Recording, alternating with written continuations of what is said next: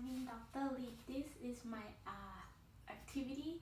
It's about the sensorial water table activity. This is we talking about the water pressure. This is good for age 4 or the children who can manipulate with the eyedroppers. Um, I got this activity from page 124 to 125, and I show you all the material I use in this activity. Yes, first the pipettes, a couple of them, small bottle, whatever I find around my house. Uh, the cream traveling container, and this is a cool one. I like this one. This is the medicine, the pill container. This is good for the logical mathematical knowledge too. Like they can compare if they squeeze harder or slower, which one fill the container quicker or something. Like we can use for that. They can compare and see easier. And this is the poster, of course the wording, and I can ask you like, can you spell pipette? And the big drawing picture of the pipette and the bottle, and I can show them from the poster like, okay, this is how you do. You squeeze from the top and let go. That how you create the water drop. And we're going to fill that, hold the bottle still, and squeeze that into the bottle. That's how you fill the water with the pipettes. And yeah, these are the material. I would love to tell you about what is the science behind this display. It's about the water we move into an area once the air has been forced out. Like if you squeeze that out in the water, that's how you let out the air. And then when you let go of the black part on the top, that's how you get the water in.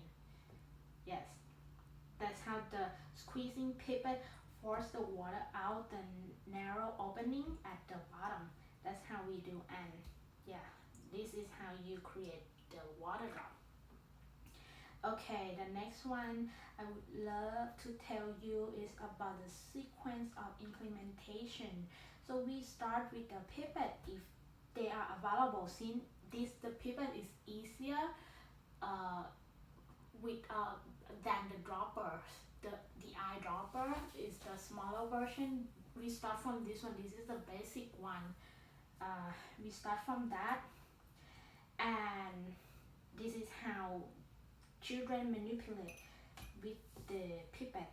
And then the next one we can switch to the eyedropper after children have become somewhat adept as using the pipette, so they can start with the eyedropper if they cannot obtain the pipettes. Yeah, the eyedroppers will be the advanced version of this, and that's good for them for the future if they gonna do the eyedropper when they get older or like get bigger.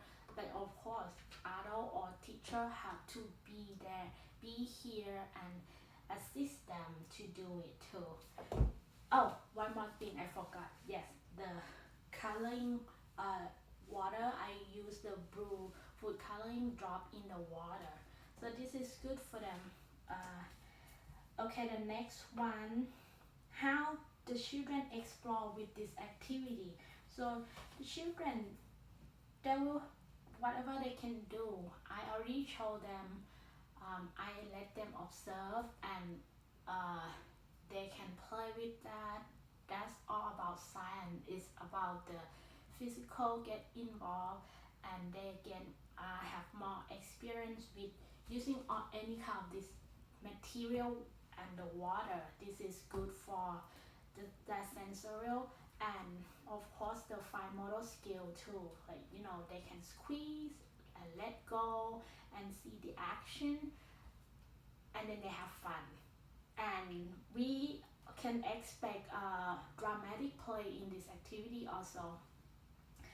About the three open-ended question, I would ask them like, how can you use these pipettes to fill the bottle? How can you do it? Can you show me any cool trick you wanna tell me?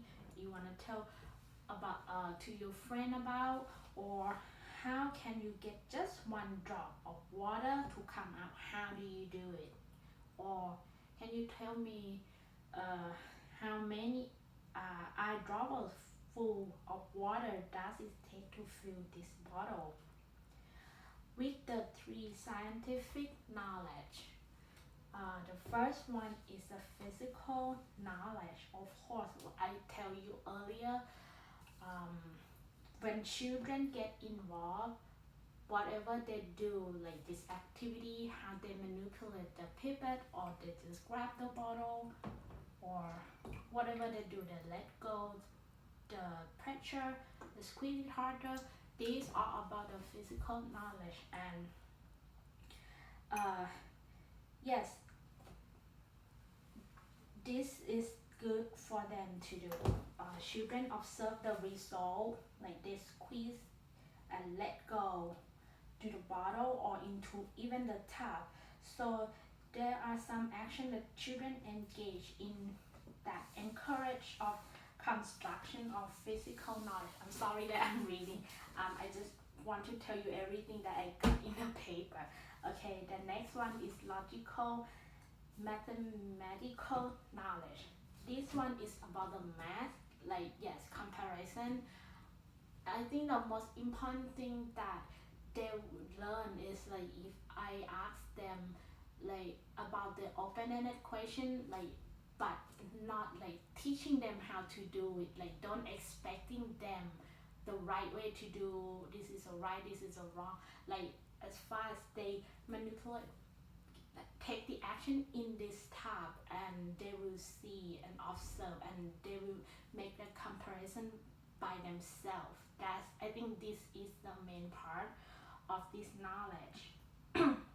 The next one about the socially transmitted knowledge. This one is about the direct teaching of scientific information should primarily be limited to providing correct labels. As because in the textbook, this activity, the topic called the water table apothecary, I'm sorry if I don't read it right, is something about scientific and laboratory thing. So this one is for the apothecary and the scientific term of processing, such as the water pressure. Socially transmitted knowledge should never be the primary focus of the science activity, but it's something that it, we don't expect them to learn this, but it's about the bonus for them to learn about the work too. So yeah, but the main part, I think physically is the most important, and develop like fine motor skill, logical skill, yeah, cognitive skill. That's how we want them to experience this kind and gain more experience in this. And yeah, this is about my activity. Thank you for watching, Dr. Lee. I hope you enjoy. Um, yeah, it's good to have the class with you, and I have fun with creating all this activity. Yeah, thank you for watching. Have a good day. Bye.